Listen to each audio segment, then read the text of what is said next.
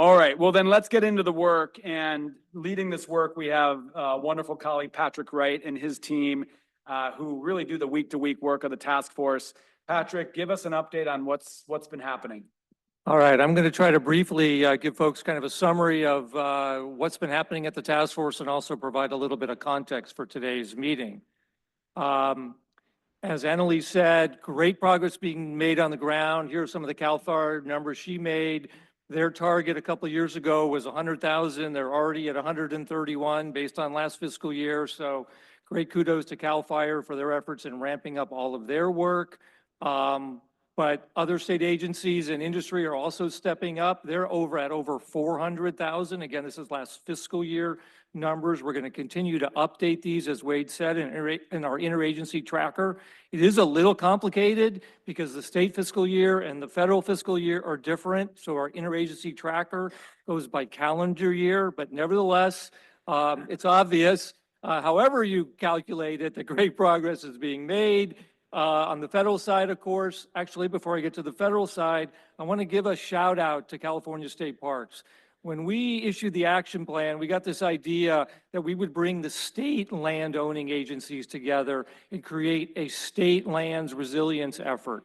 That is now finally making a difference on the ground. For the first time in decades, we're getting prescribed fire in some of the most iconic state parks that many of you have visited: Mount Diablo, Mount Tam, Calaveras, et cetera. So it's really exciting to see that initiative take off and to see state parks also step up their work. And then at the Forest Service level, their work is ramping up, record levels of prescribed fires happening. So we're going to continue to document this across the board. But it's just great news that we're seeing the tremendous investments that have been made pay off on the ground.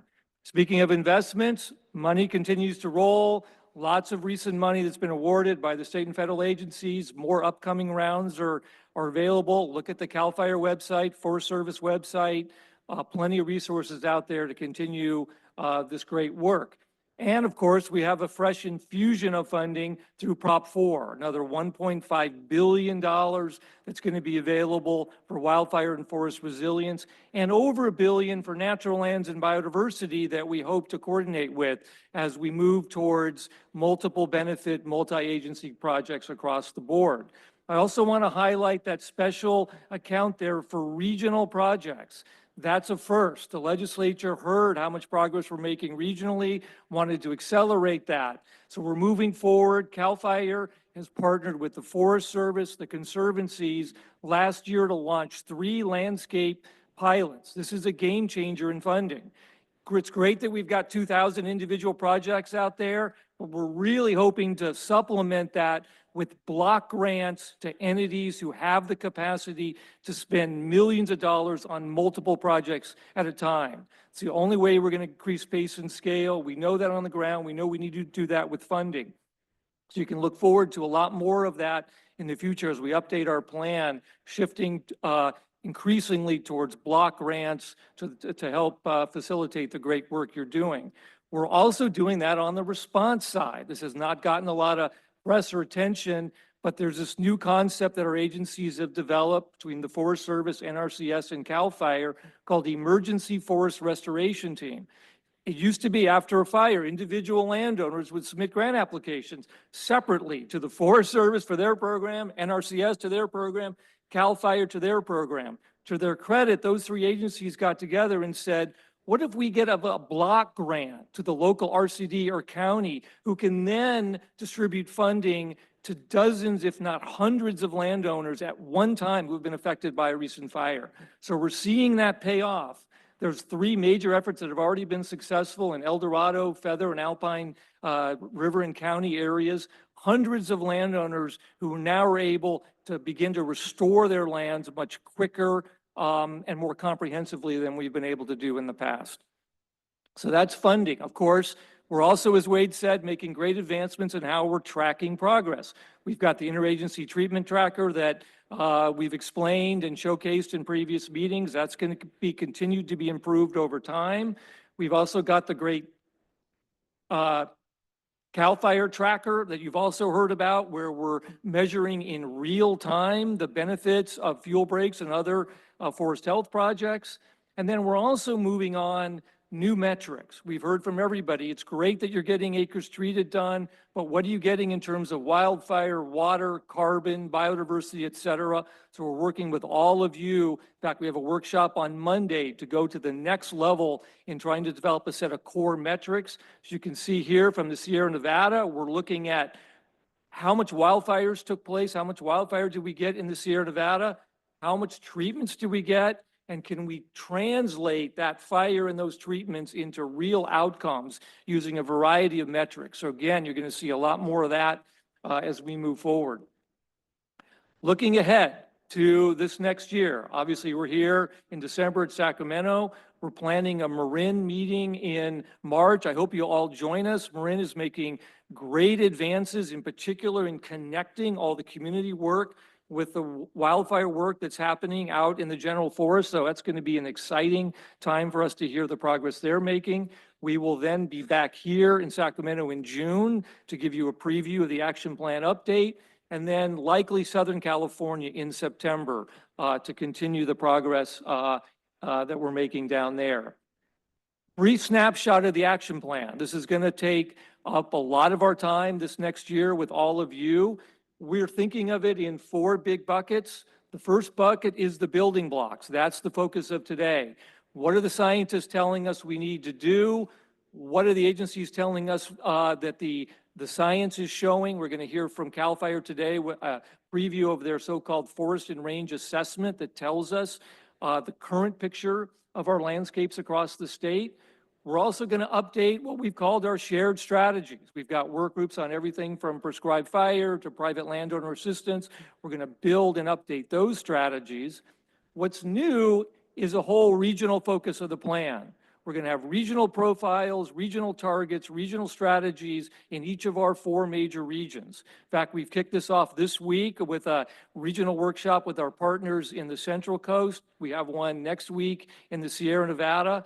It's all going to be built from the ground up. We're going to have the regions tell us where they need to go, what resources they need from the state and federal agencies as we move forward. And then finally, of course, measuring progress is going to continue to be a key focus so that we can continue to better document the benefits of the projects that are moving forward.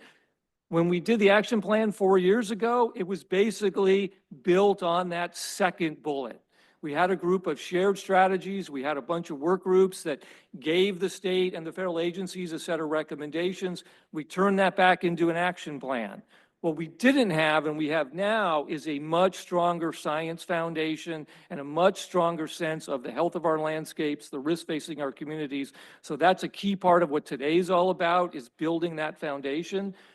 What we also didn't have was a set of regional strategies. We've heard from all of you that we need to do a lot more. So again, you're going to see that as being a much bigger focus of the update than in the first round 4 years ago. And then finally, of course, we simply did not have the tracking or measuring tools we have now. So the new update is going to take a much more broader approach, but it's still going to be based on you, the work groups that we're developing. It's going to be ground up so that we can continue to give local and regional collaborators the tools they need to increase the pace and scale throughout the state. This is just a sort of a simplified schedule. Again, we're working on the building blocks this quarter. Next quarter, our interagency team is going to try to pull all this together, link the regional strategies with the joint strategies and what we're learning from the scientists and the data. Then we're going to take that out, that draft out to all of our partners, make sure we got things right, make sure we're emphasizing the right things, and then we'll follow that with a public review. So this will be a really extensive bottoms-up process to make sure we're delivering what all of you online are telling us you need to do to achieve your goals. And then finally, if that wasn't challenging enough, we need to link all of this to current and future federal mandates. The wildfire crisis strategy is going to drive a lot of our work on the federal side. On the state side, we've got 30 by 30, we've got outdoors for all, we've got natural working land strategy. A lot of that's happening out in the field. Folks like the Sierra Business Council are trying to link all the Sierra work with the administration's Jobs First program. Folks like John Wentworth, as you know, in the Mono Lake area, are linking his work with Outdoors for All. Other areas are linking forest work with water work, and in particular, integrated regional water management plans. So that's going to be another theme that you're going to see is more linkage at both the local level and the state level between federal, state, and local mandates so that we can move towards larger scale, multi-benefit, multi-agency projects. So again, you can stay updated on all of this. We put out a really comprehensive monthly newsletter that goes through all the legislation that's happening, all the news that's occurring, all the grants that are out there. So continue to be in touch with us about how we can make that more effective for you. With that, Wade, just like you, I'm really looking forward to today's agenda to help us build the foundation for the next year. Big thanks, Patrick, to you and the team for all that you are doing. The three words that come to mind in the development of this updated action plan are expand, connect, and improve. You know, continue to expand our work, recognizing that we are starting to get our arms around this challenge, but we need to work at greater scale. Connect experts and partners within and across regions, ultimately to third, improve our work. And so I'm really excited about the regionalization of the work because that's been one really important improvement I think we've all identified is how do we build pipelines of projects. How do we empower regional leaders to identify priorities? Because the folks on the ground know where the needs are more than we do, certainly in Sacramento and Washington, D.C.